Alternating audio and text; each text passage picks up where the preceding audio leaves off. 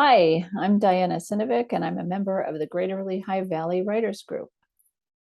And I'm Phil Giunta, also a member of the Greater Lehigh Valley Writers Group. Tonight, we're going to be talking about writing and our writing. We each have some questions, and we're going to try to answer them the best we can. Ready to start, Phil? Let's have a dialogue. Okay. Let me see. I'll reach into my slips and read the first question and try to answer it. What is your writer's origin story?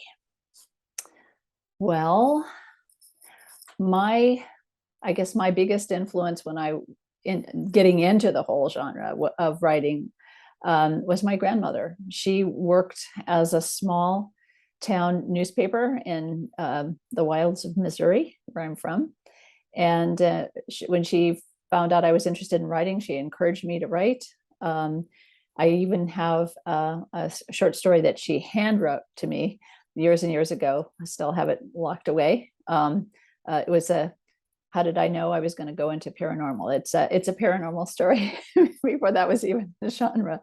So I have to credit Grandmama for her influence. How about you, Phil? Oh, nice. Not so much family, but actually just reading at a very young age. Legend of Sleepy Hollow and Charles Dickens' Christmas Carol, some of my earliest books. I was reading Sherlock Holmes at a young age, and I loved every one of them. I just found them fascinating. And I wrote my first short story in fifth grade. It was called Space Battalion. And I think my teacher was more impressed by the fact that I could spell battalion than she was by the story itself. And I had a little drawing of a little spaceship with a crew inside the window, and everything. It was a very, very cute little story. I couldn't tell you what it was about because I don't remember. It's lost to the broom of history. I don't know where it is these days, but I loved reading, and I also was influenced by my movies and TV as well. I mean, I grew up watching Star Trek and Star Wars. I grew up watching. I loved old comedy films, and I also loved old dramas and ghost stories and paranormal films. So all of that is mixed in there, influencing me when I write. So, yep. Yeah, books too. I mean, I grew up, I was an avid reader, still am. And it's amazing the worlds that books open up for you, especially as a kid. Mm-hmm. So really a big influence. So when you get an idea for a story, what is your process from that idea to final concept to the final story? How do you outline? Do you jot down notes? How do you develop that? Um, Actually, I have kind of a goofy process. Especially I've been writing a lot of short fiction, and staring at a blank computer screen doesn't do anything for me. That has no Same here. inspiration. So what I do is I open up my dictionary, a physical dictionary, and randomly select, say, 5 or 6 words. Nouns really do it more for me than verbs and adjectives. And just looking at those 5 or 6 words, immediately ideas start populating. I'll have like a little start to the story, and that's all I need. Then I'm off and running. But I don't usually outline, at least down on paper. I might think about it. How about you? Yeah, well, it's funny you should mention outline because that is what I do. I Okay. do outline a story. Typically, ideas will come to me either from an open call that a publisher has posted. They're looking for a detective story, a ghost Mm. story, a space opera story, or something of a certain theme. And then I'll start conjuring up some ideas in my head, jot down some notes. Those notes will include maybe a situation, some characters to fit that situation, and then I'll start fleshing that out. And eventually, I will outline. But I will say this about outline: I know there's this big debate about plotters versus pantsers, people who write by the seat of their pants. They Right. never outline anything. I'm somewhere in between. I believe writing is organic, so I may have an outline, but that outline is really just a roadmap. Hmm. This shows me where I want to go with the story. It's not necessarily a route that I'm going to stay with the entire time because the characters could take me in any direction. And I let them do that sometimes. And I'll travel down the road with them. And if it's a road that's not leading me to the story I want to tell, then I just back up and go a different route. And it's the same way if it's not an open call or a prompt from from a publisher, if it's something I'm just sitting down to do on my own, like the novella that I'm working on right Hmm. now. It was something I wanted to do as a sequel to a previous novella. So just sitting down with these characters that I'm very familiar with from previous books and working on a theme. What do I want to say with this story? What themes am I working on? What's the moral of the story? That kind of thing. And just working it out, an outline from that. So outlining is part of it, definitely, but I don't stick with it rigidly because, again, writing is organic, and I love it when my characters find better ideas and better ways to tell the story than what I started with. It's always wonderful. Yeah.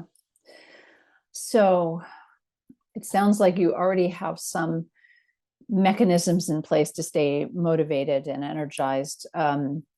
Talk a little bit more about that. What else do you do? Well, writing is a lonely occupation, is it not? We sit in a room by ourselves or wherever we are in a cafe, or as I am right Hmm. now in a writer's retreat. Although with the writer's retreat here at the moment, I'm in Ligonier, Pennsylvania, nestled in the lovely Laurel Highlands of the Allegheny Mountains at a writer's retreat for the week. This is my last day of the retreat with a group of other writers, but we write in silence in the common area. So in that way, it's not so lonely because you're with writers for the week. But for the most part, the way I stay motivated is to spend time with other writers like this as much as I can. Most of my writing time is on weekends or evenings after work, and it's me sitting at a table in front of a computer or with a notepad and pen, which I prefer to do because I'm an IT guy. Staring at computers all day is enough for me. I like to pull away from that and sometimes write Wow. with a pad and pen and then transcribe it later on, just to ease my eyes away from the computer screen. So, being a member of as we say, GLVWG, the Greater Lehigh Valley Writers Group, to be able to be part of that community, to go to writers' conferences, or just have a lunch or dinner with other writers, just chew the fat about the business for a while and talk shop, keeps me energized and keeps me motivated. And as vain as this may sound, I also in my upstairs library, I have all of my books on book stands facing me as I'm writing. So it kind of Wow. it serves the purpose of keeping me motivated and maybe the ego as well. But really, it's just there because it is not only a lonely occupation. That can we all I think every writer at one point in time suffers from imposter syndrome, right? So we feel like we're not. To give you a good example of this, last year at this time, I had probably about 9 or 10 short stories published and about 2 or 3 more accepted for this year. And I was on a high. It was That's fantastic. great. Yeah. This year, I've submitted only 5 short stories because I've been busy with my job and continuing Hmm. education and working on this novella. But I took some time to do some short stories, about 5 of them. All 5 have been rejected Oh, with the caveat that they were well written or they were fun or we really enjoyed it, but for one yeah. reason or another, not enough space in the anthology or whatever the reason was. So again, that is a demotivator sometimes, right? When that happens. But I have a friend of mine, a writer named David Mack, who, if you're in the science fiction or Star Trek genres, you might know his name. He gave me a wonderful analogy of the writing life being like a wheel. And if you hang on to that wheel, sometimes you will be on top of it, and sometimes you'll be underneath of it, being Oh, ground into the asphalt, and yeah. feeling like you should just let it go and give up. But don't give up and stay with it. So yeah, rejections, they happen. It's part of the writing Right. life. But these days, I kind of let it roll off my shoulders anymore, roll off my back because I know I'm if I had nothing published yet and I was rejected 5 times in a row, I would be dejected. But I know I'm a good writer. Right. You have that confidence. I've been published for the past 10, 12 years. And, it happens as part of the writing life. So it doesn't demotivate me so much. In fact, it spurs me on to just keep going until the next success. So, Right. Yeah. I think for me, what motivates me is a lot of the same things that you mentioned, the writing retreat, conferences, it just being around other writers, catching that energy, hearing about other people's successes, mhm. that's empowering as well. But you're at a fabulous retreat. I've been at several and over the years and different places, and just being in your own space. Having that dedicated time to Sure. write is also empowering. You come back thinking, okay, yeah, I can do this. I can keep going. Yes, absolutely. And I Yeah, think in my case, having a supportive wife who is patient with me yeah, and my need to go off and write alone for a yeah, while. I yeah. deeply appreciate that. I have a lot of friends who are not exactly in that situation. So it's nice to, I feel blessed and grateful to have a very patient wife who Yeah, and same bears here. with me. My spouse is equally understanding. So Um, in terms of staying energized and motivated to keep going as a writer, do you do anything while you're writing? And what I mean is specifically is that we actually have discussion panels about this at some of the science fiction conventions I go to, is writing to music. Do you write to any kind of music? Do you write? I know I use either soundtracks or sometimes rock and roll, sometimes even nature sounds, the ocean or the sound of rain falling. mm, Just sounds cool. that help keep me focused. Do you do anything like that at all? I do. Typically, if I'm going to turn on, it's not every time, Mhm. but if I Certainly. am going to listen to music, I'm a big fan of indie rock, so I'll turn on a college station and listen to, whatever weird thing they're playing, and as long as I can either tune out, it's the having people with singing words that gets in the way. Like Hmm. I'd really just have instrumental, or I can dial it down so I can't hear what people are saying. Right. And Exactly. otherwise, yeah, Yeah. yeah. That's why I tend to use a lot of soundtracks or classical Oh, music yeah, to yeah. to the music. And plus, depending on what I know I'm going to be writing in a given session, if it's going to be an action scene or a haunting scene or a True. comedy, I might Right. turn on music that would inspire that kind of feeling in me and help me put a little more energy into the writing in that way. So it's a lot of fun. Yeah, I've heard other writers say that they will, especially if there's several main characters, and so they're writing from one character's point of view, they'll put on the song or music that inspires them about that character, and then switch to a different song or type of Mhm. music for another Sure. character, which is I've not done, but sounds like a cool idea too. Yeah, absolutely. Yeah. Um, you, I know you work full time. I work full time. How do you carve out time to write? It's maddening at times because I do work in the IT field and I've been working in the IT field for about 30 years. And the one thing about IT is, if systems go down or if there's a special project happening where you have to build a new system or reboot something, you're doing this after hours, you're doing this on weekends. It doesn't happen all the time, of course, but you do have to manage your time around that. So I try to carve out about an hour every night. I'm Mm. horrible in the early mornings. I know people that can get up at 5 a.m. and write. That ain't happening. I'm better off in the evenings. And there was once a time many jobs ago when I would write almost every lunch hour. In fact, my first two novels, if I were to be honest, I would say about 60% of them were written over the course of many, many lunch hours, Wow. and sometimes at home and on weekends and things like that. And sometimes what I would do is just I would find a quiet space in the office in the building, and Lee, and again, going back to writing with pen and pad, is I would go do that. I wouldn't bring my computer with me. I wouldn't bring my laptop with me. I would just sit in some quiet room with a pen and pad, and I would take it home that night and transcribe it. And inevitably, it would be edited when I transcribe it to something better than what I had written. Right, exactly. So weekends, of course, if I can, if there's no plans or if I'm not doing something around the house, if I can find that hour or two, Mhm. then I'll do some writing there. If I have a completely free weekend, oh, it's a miracle. I'll definitely spend more time writing Right. in that Yeah. case. But yeah, it's usually just around the job and around managing house and home and Right. whatever. So yeah, Yeah. absolutely. Yeah. Same here. I'm the opposite. I am definitely a morning person. So I get up. I have worked remotely for even before the pandemic. So I'm used to that. And I start my day like a half an hour earlier to get in a half an hour of writing every morning.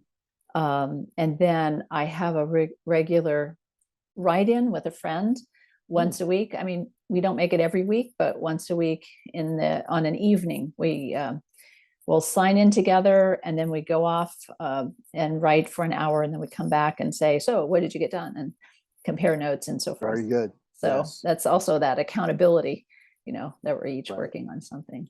Yeah. So I can get up early to go fishing, but I can't get up early to go writing. I just can't do it. The brain's not engaged. And I'm already thinking about my day job usually in the oh, morning. sure. So I'm usually like already thinking about, oh my God, what's going on? What do I have to do Yeah. today? So Yeah. what I know you also edit. You're also a freelance editor, if I'm not mistaken, right? Yeah, it's one of your businesses. I actually, yes, I'm over the last, was 2 years ago now, I became certified as a book coach as well. So I do editing and help writers, coach writers on developing manuscripts or advising on a completed manuscript.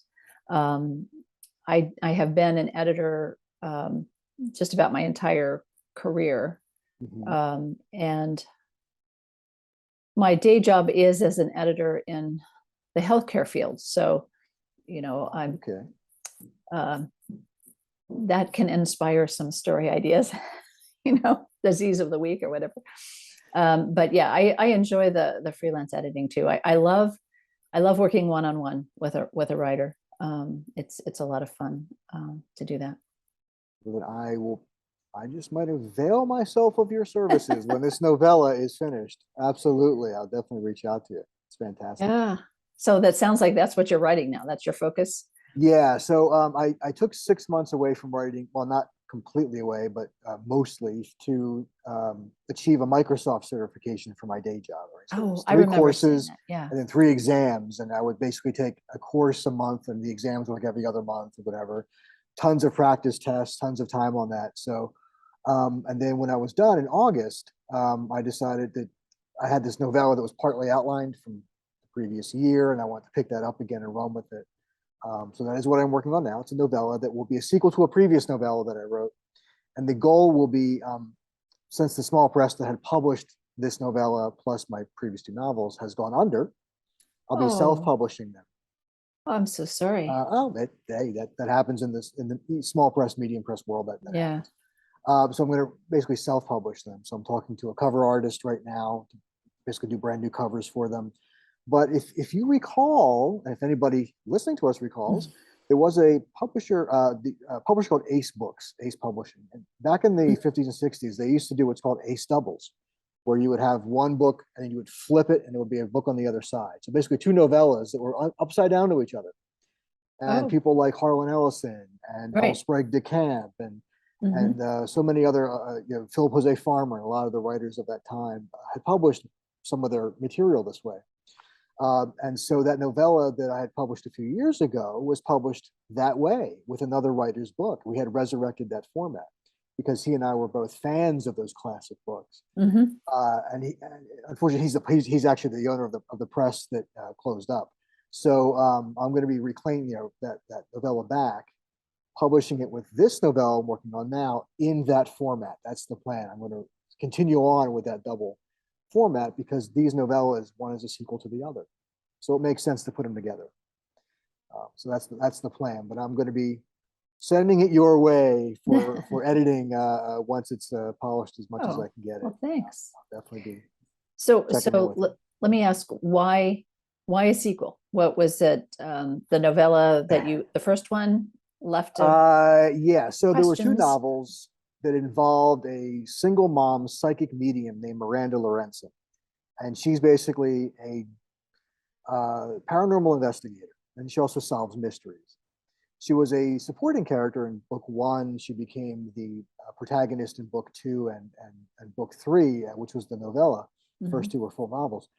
But in the novella, what I had done in the very first time I ever introduced her in the very first book, I kind of wrote myself into a corner because I gave her 3 children, an older daughter and 2 younger twin boys. And not realizing at the time that I was going to continue with this character. I thought she was a throwaway secondary character who I had developed some background for, and then that was it. And then when it came time to write book two, I thought she would be a great protagonist. She has a story that could go on. But what do I do about these kids? Right. How do I send her on a dark paranormal mystery with, these three kids? So I found a way to always write the stories so that they were in the first and second book, they were off with their father on vacation somewhere. But how long can I get away with that, really? So I thought, let's do this. Let's write a novella that, and this is called like Mother Like Daughter. It came out in 2018. When my publisher at the time said, "Hey, I'm looking for short subjects to sell as 99-cent ebooks." And I said, "Well, I got something for you. I have an origin story for Miranda's very first time she ever saw a ghost at the age of 6 in Salem, Massachusetts, and realized that she had medium abilities, psychic Mm-hmm. medium abilities." Right. Right. And at the same time, I can give you plot A is when Miranda goes back to Salem 40 years later as an adult and re-encounters the same ghost again and realizes that this young Puritan early colonial girl, was actually her daughter in a past life.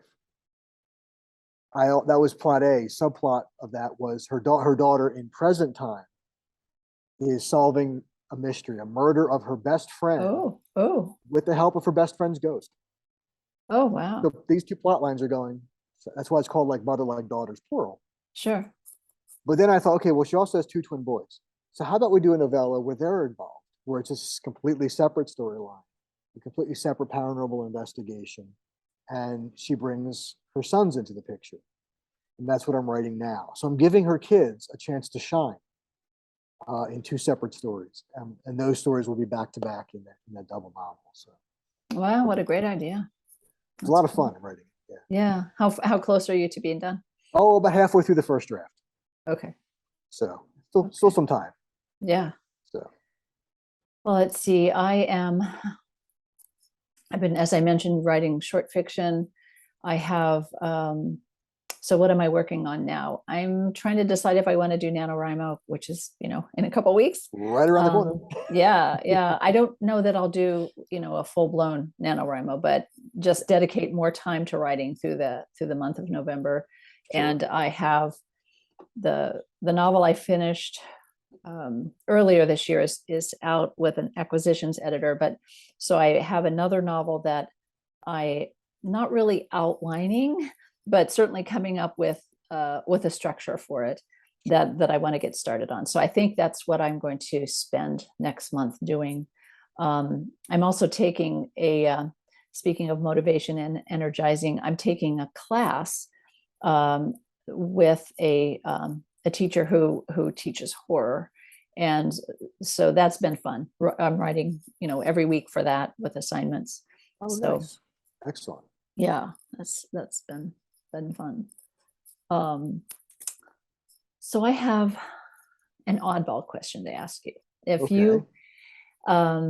If you could have dinner with any favorite author of yours, Oh, alive or dead, ugh. who would it be, and what would you want to talk to them about? Most people who know me would predict my answer to be Harlan Ellison. Oh, okay. But I've met Harlan, and there's a great deal of material out there about and from him, including an entire 90-minute documentary about his life, where he's actually included. That I know I know his writing process, and I know a lot of his points of view on life and politics and everything else.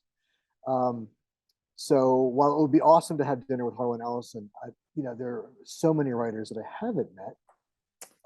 And the first one that comes to my head, believe it or not, I know this may sound a little unusual because we don't think of him necessarily immediately as a writer, but he was, of course, quite prolific in science and astronomy, was Carl Sagan. Oh, yeah. He's one of my idols, somebody I respect dearly. I don't think there's a week that goes by, and in fact, speaking of writing to music or writing to some kind of background noise, I will sometimes play the old episodes of Cosmos while I'm writing. And just turn it down. I can still hear Carl talking, but it's just his voice is so soothing to me, and the material is so wonderful. Yeah, the science may be a little bit outdated these days, but it's just wonderful, his presentation. Right. But I would just love to sit down and speak with him about the universe and And as someone who also writes, in addition to paranormal and fantasy and detective stuff, I also write science fiction. I would love to just pick his brain, for things that are, that are constants. Yes, some of our tools and our advancements, of course, since his time are absolutely stunning.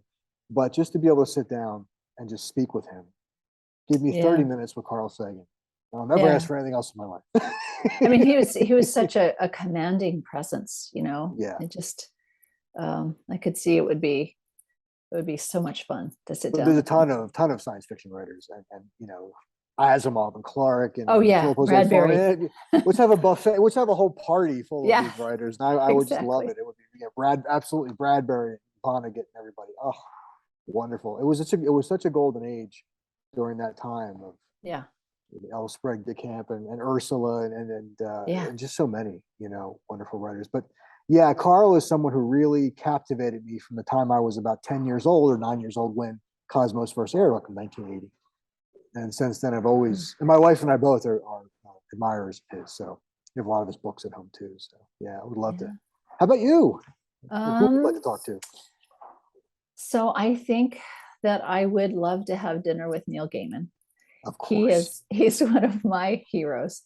Yes. And although there's a lot out there about him, I think I would just love to talk about just the craft of writing and how he's able to impart in his stories that that playfulness, the seriousness, there's humor, there's bizarreness. I mean, just he wraps it all so well in a complete package.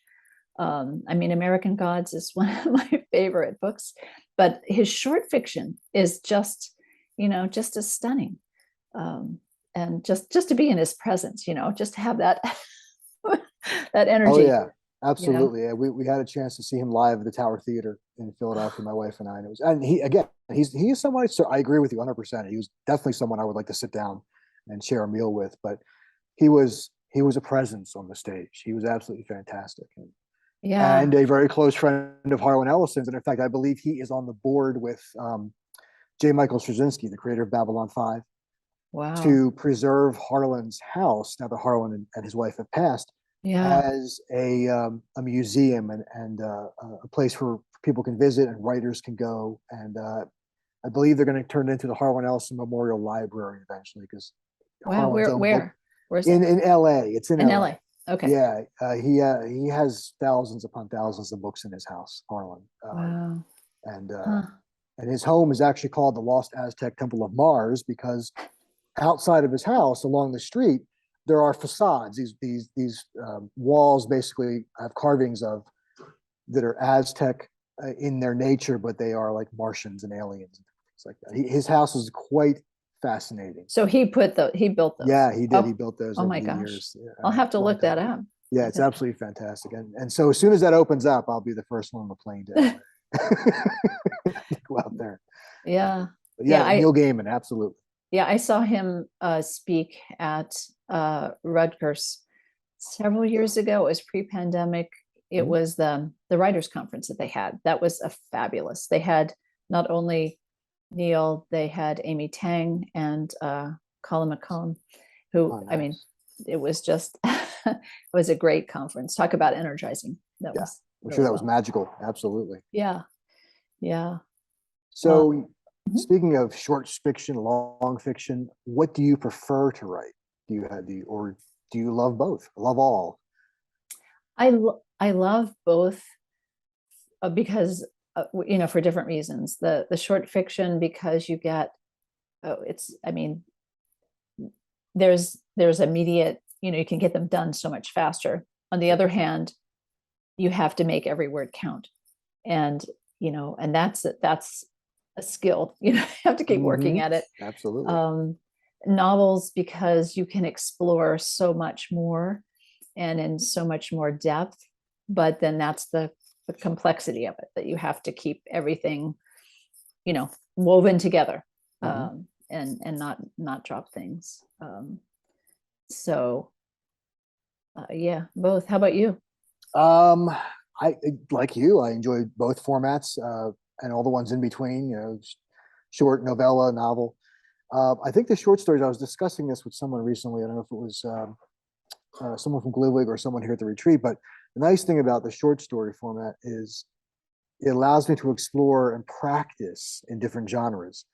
Right. So I started off writing science fiction stuff and fantasy, a little bit of paranormal, and paranormal became sort of the mainstay for me for my novels as well. But then Mhm. when I would see open calls from publishers looking for a space opera story, a detective story, um, and as you might know, one of the publishers I work with is in Rehoboth Beach, Delaware, in that Right. general area. Mhm. And it's a small press called Cat and Mouse Press, and they have a contest every year for stories that are set in and around the Delmarva coast. And I have a great affinity. My wife and I love. We're married on the Rehoboth Beach, and we love going down Oh, to the Delaware beaches. Absolutely love it down there. And so when the chance came to write stories set in that area, I jumped right at it. And I've had four or so short stories published with them, and some are science fiction, one's paranormal. And what I've noticed, and even did this with GLVWG's latest anthology, Rites of Passage, is just writing general fiction, maybe a literary tale with mhm. no speculative elements whatsoever. Um, and I enjoy that as well. It's a break from the genre fiction to go and write something that is just a human story. I mean, they're all human stories, but this one didn't. These stories that don't have any kind of aliens or creatures or ghosts or monsters in them. Um, but I like that short story format because, to your point, you finish them faster, but they also give you a chance to explore a Yes. lot of different genres in a short time. So I'm always looking for open calls from various publishers for different themes. Yeah. Um, and I most recently, mystery and detective have been something I've been delving into as well. But And you've also either published or edited several oh yeah, anthologies, right? yes, The for Middle of Eternity or the Eternity, yeah, they whatever. were called the Middle of Eternity series, or three of Hmm. them, and that whole series came about with a small press called Firebringer Press, and they're the ones that also published my novels and have since closed up. But all the books are still available, even though Yeah, they've closed. They're just they're not great. accepting. Yeah. Yeah, they're just not accepting new material, but they're the books are still available. Hmm. Um, and the whole point of that series was to pay it forward, if you will, or send the elevator back down. Was once I was published with Firebringer, I went to Steve Wilson, the owner of Firebringer Press, and I said, if I were to gather a collection or an anthology, or rather, of short stories from up and coming writers like myself, people who've written fan fiction like I did. That's one of the ways I came up as well as a writer, was writing Star Trek stories and Star Wars stories, things like that, back in the 80s when I was high school and whatnot. And I met a lot of other writers that way. Fantastic. And they were submitting original work now to magazines, to anthologies, and they were getting, some were being published, some were being rejected, and some Hmm. of them were a little frustrated. And I read their stories and I thought, these must be published somehow. They're absolutely fantastic.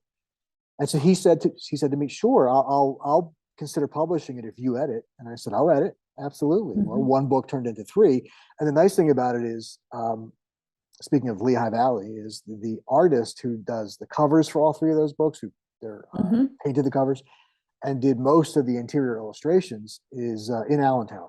He's an artist Oh, now, a local artist, wow. becoming quite popular. His name is Mike Reel. Okay. Mike is quite popular at science fiction horror cons. He also does Chris Kindlemartin in Bethlehem every year. Oh, yeah. He hand paints Christmas ornaments, and they're just fantastic. Wow. Not just holiday ornaments, but he also puts characters from TV shows, movies, ships and vehicles, spaceships on them. He's Wow. so versatile that he'll do family members. You bring him a picture of your grandson or granddaughter, he'll paint right there on the Wow. spot. How cool. So I knew he was an artist I wanted to work with, and so the books turned out very well. They're a lot of fun, and I Yeah. was glad to do it because it gave a lot of writers a boost. Speaking of motivating, energizing writers, it Yes. really gave some of them who had never been published before a boost, and they loved it. And that meant more to me. Seeing writers signing those books for the first time ever, signing a book, Yeah. for me, it's all I needed. And all Yeah. the gratitude and all the gratification I needed from those projects was to see them shine like that. It's Yeah. fantastic. Yeah. I was trying to remember. if I'm remembering correctly, the one of your stories was about a spaceship where the people came into the ship and it was a sandy place. Am I remembering that right? And they came into, like, there was the ship was kind of hidden. You had to see it, and it, maybe I'm misremembering it. I'm not sure about that one. Okay. It was good. I know I liked it.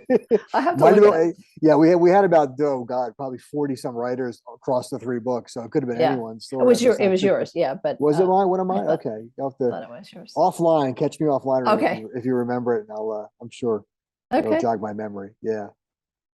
Um, well, we're almost out of time. Let me throw something else your way. Have you ever used a personal experience, woven it into one of your stories? Sure. I mean, just small things someone may have said to me, or an event.